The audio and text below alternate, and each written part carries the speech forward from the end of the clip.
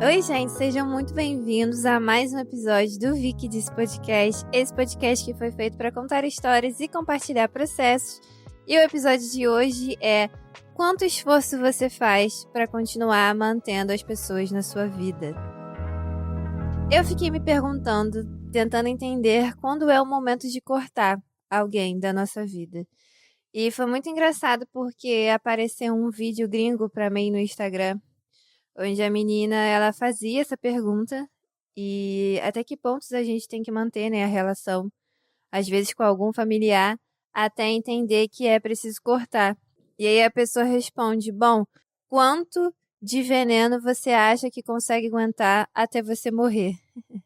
E eu achei isso maravilhoso, tão precioso, porque mostra que o negócio ele já não tá bom pra você. Já tá tóxico, já é um veneno, e o próximo ponto seria realmente esperar te matar, né? Esperar morrer. E é claro que não necessariamente precisamos de fato, às vezes, fazer um corte brusco, né? Apertar um delete na cara da pessoa. Mas também às vezes é sobre aprender a impor certos limites, realocar, né, o grau de importância das pessoas na nossa vida. Mas assim, às vezes também é sobre cortar mesmo, né? Vamos falar a verdade? Às vezes é sobre cortar e você simplesmente nunca mais falar com a pessoa na sua vida. Às vezes é sobre isso.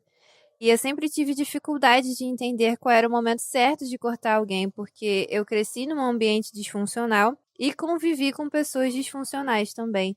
Então, muito sobre afeto, amor saudável, eu tive que aprender e descobrir sozinha, vivendo, tomando tapa na cara.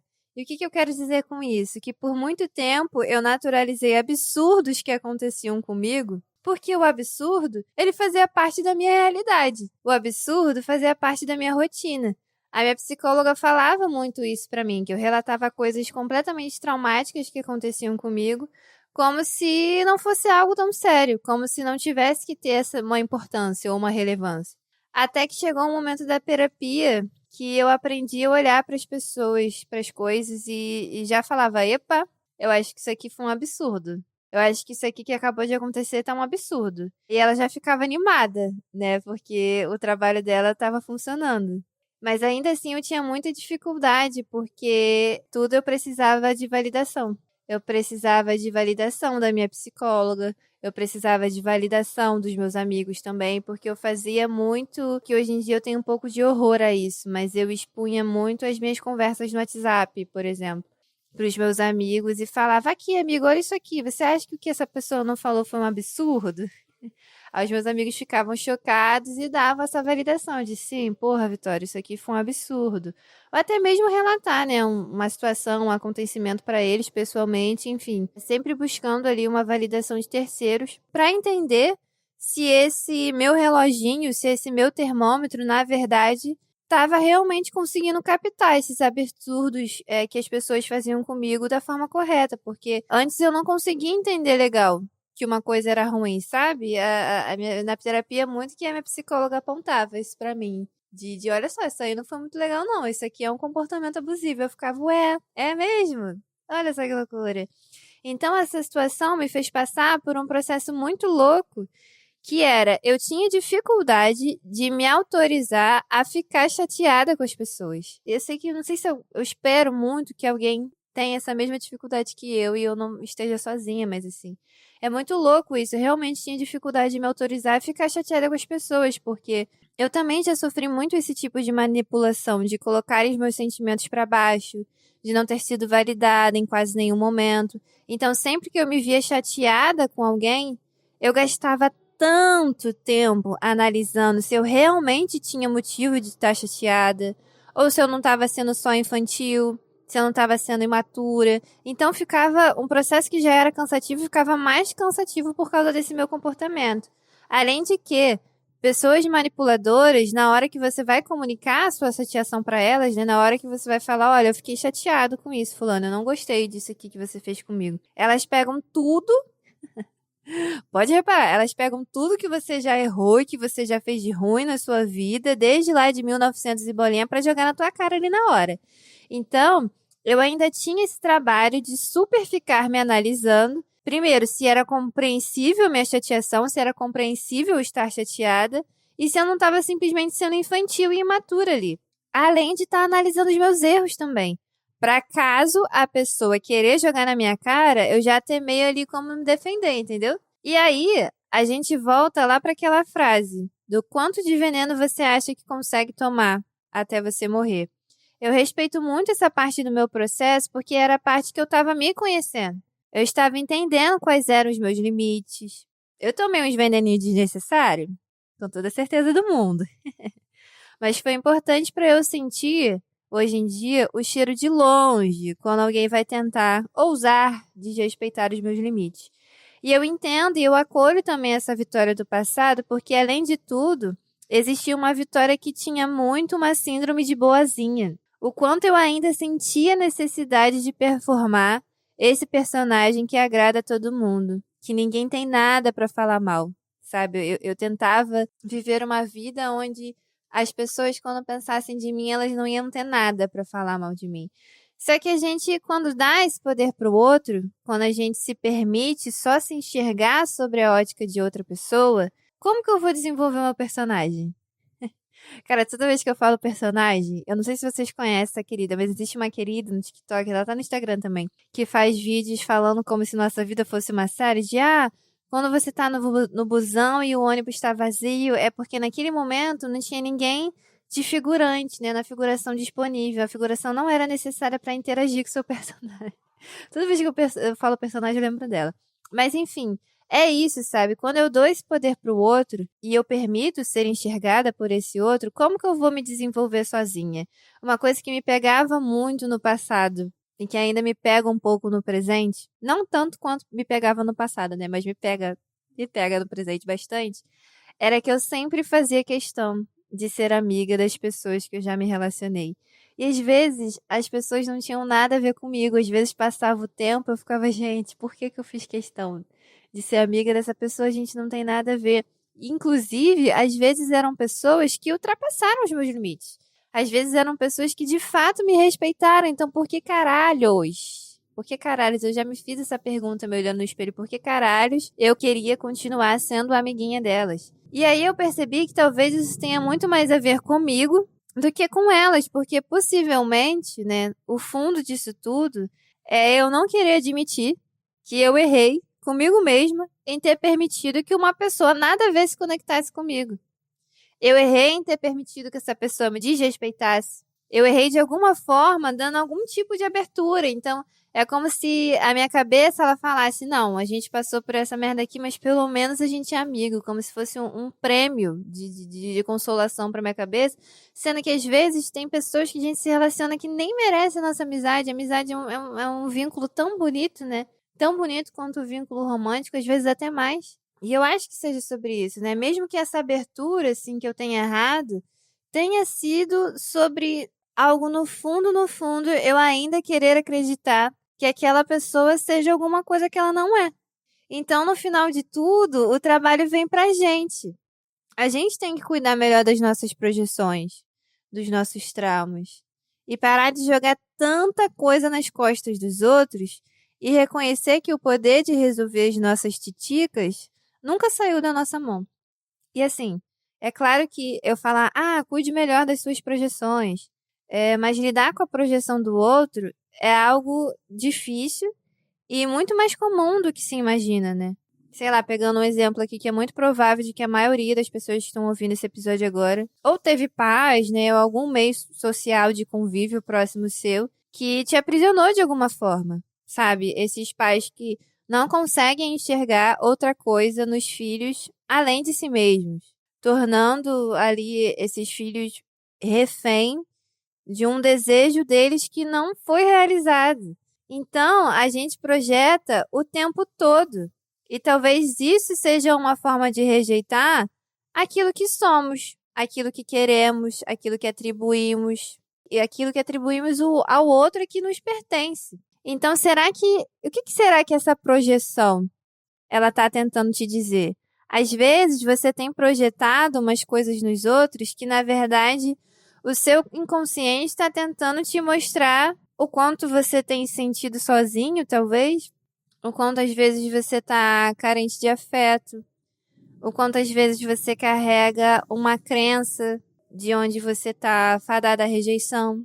E aí é por isso que você sempre esbarra e se fascina por pessoas que te rejeitam. Enfim, existe uma infinidade de respostas que você tem para encontrar por aí, mas eu acredito que esse primeiro momento, se não o mais importante, é o de acolhimento. Assim, jamais, em hipótese alguma, se culpe por estar nesse lugar meio perdida, sabe? De você ainda não estar entendendo seus limites, você deixou que as pessoas ultrapassem, você ficou meio perdida, você projetou. E, gente, não se culpe por isso, tá? Porque esse realmente é o tipo de coisa que a gente aprende sozinho. E também não se culpe se porventura você achar que aprendeu, que você tá safo e você voltar a ocupar esse lugar novamente. Gente, isso acontece. Sabe? O processo de cura, né? Entre muitas aspas, porque eu sempre falo aqui que tem coisas que eu não acredito numa cura 100%, né? Eu acho que tem algumas dores que a gente vai andar com elas no nosso bolsinho. Não necessariamente a gente vai ser curado, assim.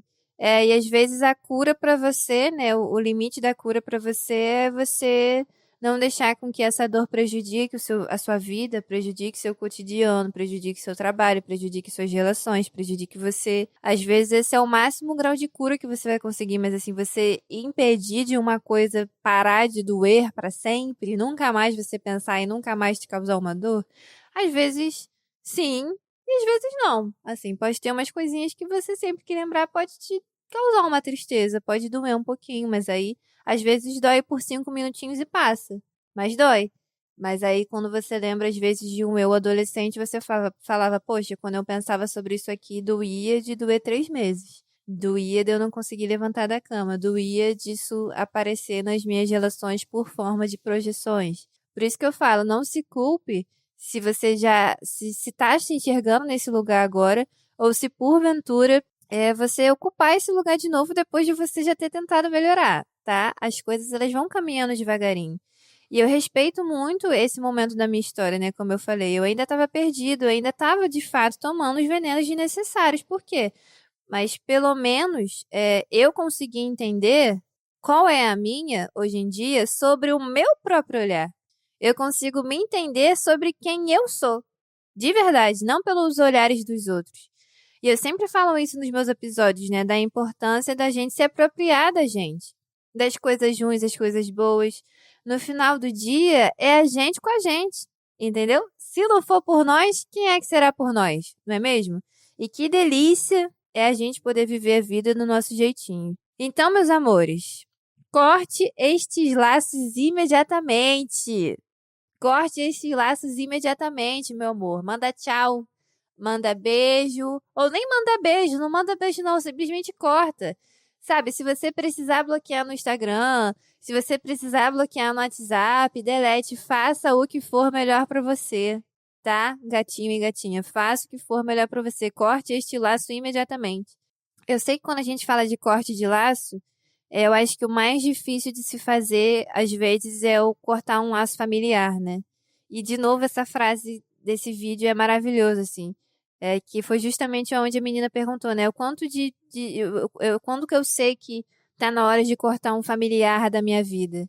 E aí o cara responde, quanto de veneno você acha que consegue tomar até você morrer? Então, é assim, eu não sei, né, o que vai acontecer na vida, mas às vezes eu tenho vontade de ser mãe, às vezes eu não tenho vontade de ser mãe, fico oscilando, às vezes eu tenho muita vontade, às vezes eu acho que esse desejo é uma loucura. Assim, eu gosto muito de dizer que eu quero viver o que eu tiver que viver. Entende? Se eu for mãe, show. Se eu não for mãe, tá tudo show também. Eu sei que eu vou viver uma vida linda. Mas assim, quando eu penso em maternidade, eu também penso muito em adoção. E tem muita gente que ainda tem essa coisa, né? De tipo, o filho de verdade, o filho de barriga, o filho de sangue. Gente, filho é filho. Laço é laço, vínculo é vínculo. Então, se você está numa família disfuncional, se você tem algum familiar presente na sua vida que seja disfuncional e você fala, cara, por que que eu ainda mantenho contato com essa pessoa? Por que que eu nunca cortei com essa pessoa? Corte. Não é porque essa pessoa tem o mesmo sangue que você que significa que você precise manter ela na sua vida. Entende? Quanto de veneno você ainda vai precisar aceitar até você ver que você morreu? Às vezes a gente morre em vida, né? Cai numa depressão, para de sonhar, para de acreditar em você mesmo, para de achar que você merece coisas boas. Você não acha que você já morreu em vida também? Então, assim, corte estes laços imediatamente, meus amores. E assim, não fique com medo do que o outro vai te julgar. Por isso que eu tô falando, se quiser cortar no WhatsApp, corta. Se quiser bloquear no Instagram, delete, entendeu? Se a pessoa falar, nossa, ai, que fulano infantil me bloqueou no WhatsApp, bloqueou no Instagram, deixa. Se a pessoa tá te achando infantil, isso é sobre ela, não é sobre você, é o teu processo. Só você que sabe do teu processo. Tu acha que isso é o melhor pra você, então tu vai lá e faz, sabe? E isso me lembra muito um vídeo, gente, da teoria do Let Them. Let Them. Meu inglês é péssimo. E eu falo inglês, tá? Só que meu inglês é com sotaque latino. E eu faço questão de manter meu sotaque latino. Por quê? Porque eu sou uma pessoa latina. Sabe quem é que não fala outra língua? O americano. A gente que fala mais de uma língua, meu amor. Eles são burros, mas enfim. Essa teoria do Latin, que é deixa-os, né? Deixa eles, deixa-os. Foi uma vovozinha leu essa teoria no YouTube e assim, ela viralizou porque era uma vovozinha, tipo, lendo uma coisa muito maneira, então muita gente se sentiu acolhida e ela ficou viralizada, né? E às vezes eu fico até com a sensação de que uma coisa que viraliza demais acaba ficando um pouco banalizada. Mas falando sobre esse assunto, eu não consegui parar de enxergar sentido e trazer essa teoria para cá. Então, eu vou ler a teoria para vocês, né? A tradução dessa teoria para vocês. Apenas deixe-os. Se eles quiserem escolher algo ou alguém em vez de você, deixe-os. Se eles quiserem passar semanas sem falar com você, deixe-os. Se eles concordam em nunca mais ver você, deixe-os. Se eles concordam em sempre se colocarem em primeiro lugar, deixe-os. Se eles estão mostrando quem eles são e não o que você percebeu que eles eram, deixe-os. Se eles querem seguir a multidão, deixe-os. Se eles quiserem julgar ou entendê-lo mal, deixe-os. Se eles agem como se pudessem viver sem você, deixe-os. Se eles quiserem sair da sua vida e ir embora, deixe-os. Deixe-os perder você. Você nunca foi deles, você sempre foi seu. Então, deixe-os. Ai, gente, eu achei isso lindo. Você nunca foi deles, porque você sempre foi seu. E é isso, gente. Eu espero que vocês não se percam de vocês. E se vocês se perderem de vocês, que vocês se achem. Eu acho que espero, né, que nessa busca de se achar, o meu podcast possa te ajudar nessa jornada. E deixa pra lá, gente. Deixa pra lá. Deixa as pessoas, deixa os familiares, deixa os amigos, deixa os amores. Perceba o que você tem projetado, perceba o que esse conflito está te dizendo. E qualquer coisa, estou aqui, tá? Sempre pronta para o nosso bate-papo. Não esqueça de me seguir nas redes sociais, que é @vickydiz. E até o próximo episódio.